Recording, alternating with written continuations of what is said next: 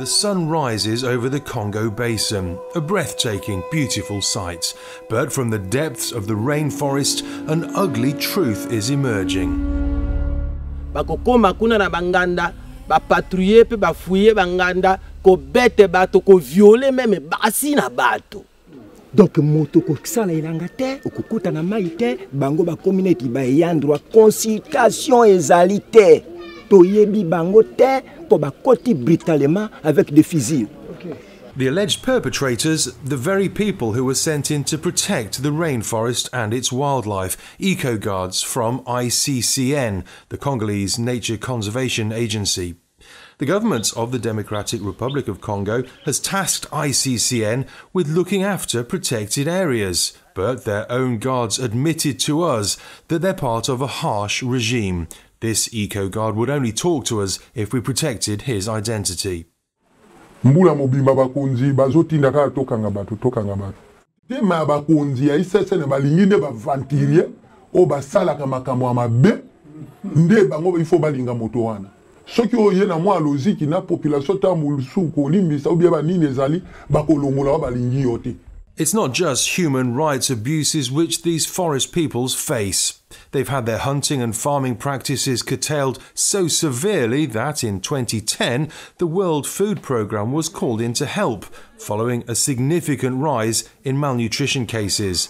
The reserve was literally starving people.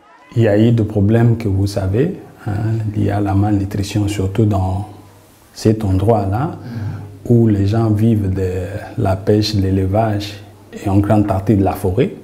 Ce qui nous a motivé même d'élaborer un projet et que nous avons travaillé conjointement avec le Programme alimentaire mondial, le PAM, qui a dit donner les suppléments alimentaires à cette population. So what's the background? Why are the lives and livelihoods of these proud forest peoples in jeopardy? They've lived in the rainforest for generation after generation. What's gone wrong? The Tumba-Ladima Natural Reserve lies on the western edge of the Democratic Republic of Congo, deep within the Congo Basin rainforest in Central Africa.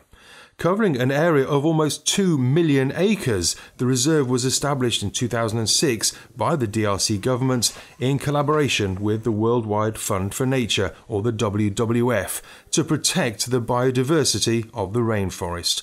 From the outset, the very people who should have been involved in planning and managing the Tumba-Ladima Reserve, the communities living there, were ignored. Some 10 years after the reserve was established, and despite millions of dollars of donor investment, there is no evidence that it's been successful.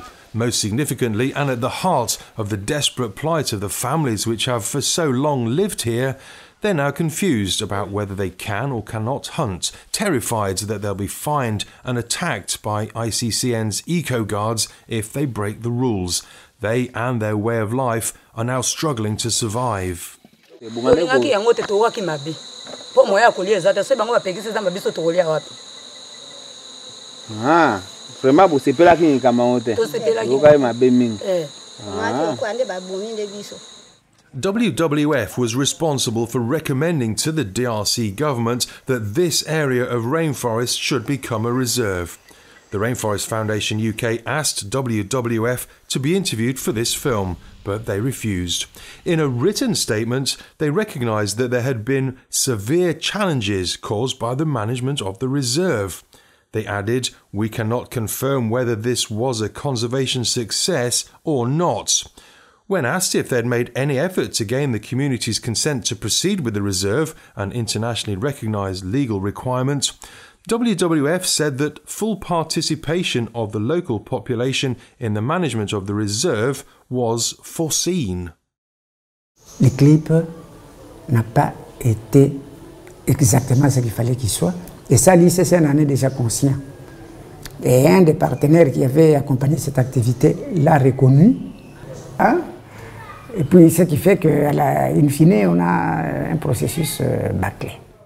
An alternative solution is emerging, and Kondi and 63 other communities within the reserve are taking the initiative.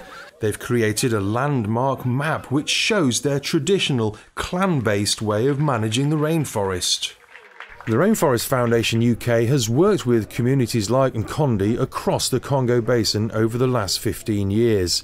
By supporting communities within the reserve as they map their traditional land, those communities have been able to prove their customary, though not officially recognised, ownership of the entire area. Starting by creating a visual ground map of their territory, this is the first step towards ensuring they play a more central role in all future decisions about their land. In the meantime, the message is clear: the violence must stop and things must change. ICCN et WWF semblent s'accrocher à cette vieille approche policière qui consiste à s'imposer, à venir dire que désormais cet espace c'est un parc ou c'est une réserve.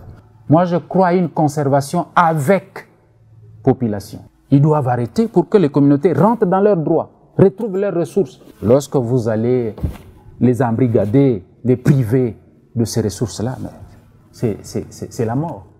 Tumbuladima is just one of dozens of strictly protected conservation areas in the Congolese rainforests, and it's thought that hundreds of thousands of people have already been evicted. The governments of Congo and other countries in Africa are being encouraged to increase these protected areas even more in order to prevent deforestation and the resulting emissions of greenhouse gases.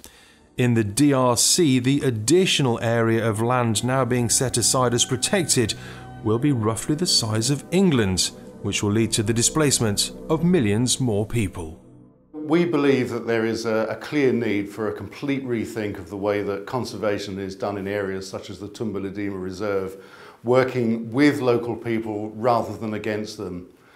Our efforts to protect rainforests and to prevent climate change shouldn't come at the cost of the livelihoods of some of the poorest people on the planet.